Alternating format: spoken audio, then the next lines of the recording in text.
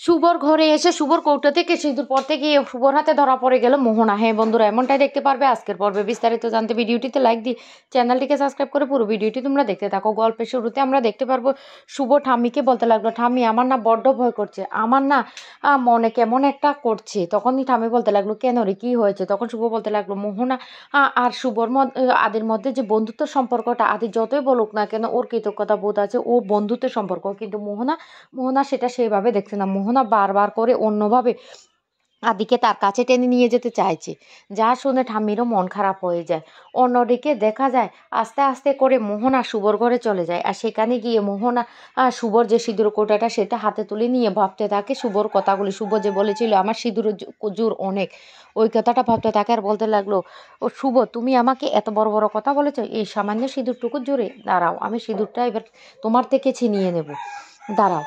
এই কথা বলে সিঁদুর কোটাটা হাতে নেয়, আর সিঁদুর কোটাটা খুলে সিঁদুরটা নিজের কপালে পড়তে যাবে, তখনই সেখানে আদি চলে আসে। আর আদি এসে বলতে লাগলো, মোহনা মোহনা তুমি এখানে কি করছো? মোহনা তখন বলতে লাগলো, এই তো পায়ে ব্যথা করছে, ডিসব্যালেন্স হয়ে চলে এসেছি এখানে। তখন আদি মনে মনে ভাবতে থাকে, এখন যদি শুভ এসে সেটা দেখে পেলে তাহলে আবার একটা ভুল বুঝাবুঝির সৃষ্টি হবে, না ওকে যে কোনো প্রকারে এখান থেকে সরিয়ে নিতে হবে।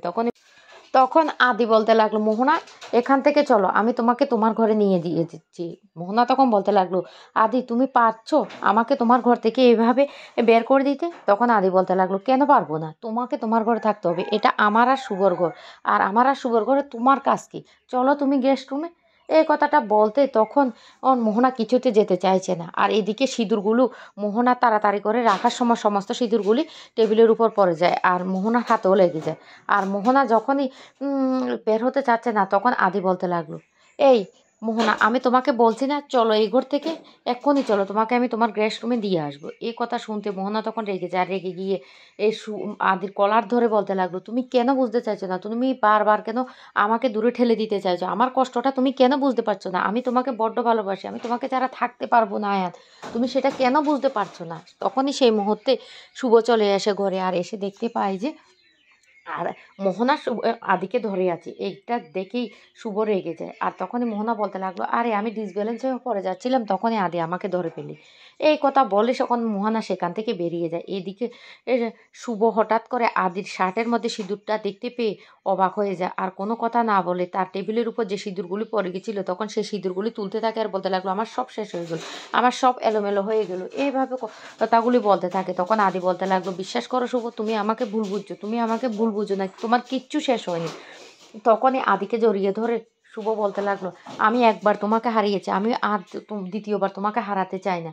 আমার সেই ভয়টা এখনো বুকের ভিতরে ছটফট করছে, আমার সব শেষ হয়ে গেলো। এই বলে এমন বিহেভিয়ার করতে থাকে যা আদি কিছুতে সহ্য করতে পারে না। এরপরে খাবার টেবিলে চলে যায় সকালের ব্রেকফাস্ট করতে সবাই, কিন্তু কিছুতে আদির সাথে কথা বলে না শুভ।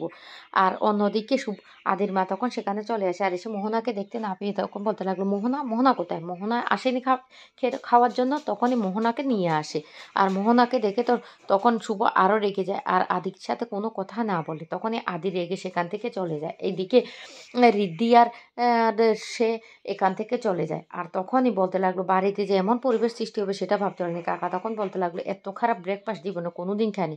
ঠাম্মি তখন বলতে লাগলো, এই ওদের তো সবার মন খারাপ, ওদের মনটা তো ঠিক করতে হবে। এদিকে মোহনাও তখন মনে মনে হাসতে থাকে, আর বলতে লাগলো, শুভ এইভাবে আমি তোমার আদিকে তোমার কাছ থেকে ছিনিয়ে নিয়ে যাব। তো বন্ধুরা, আজকের পর্বটি কেমন লেগে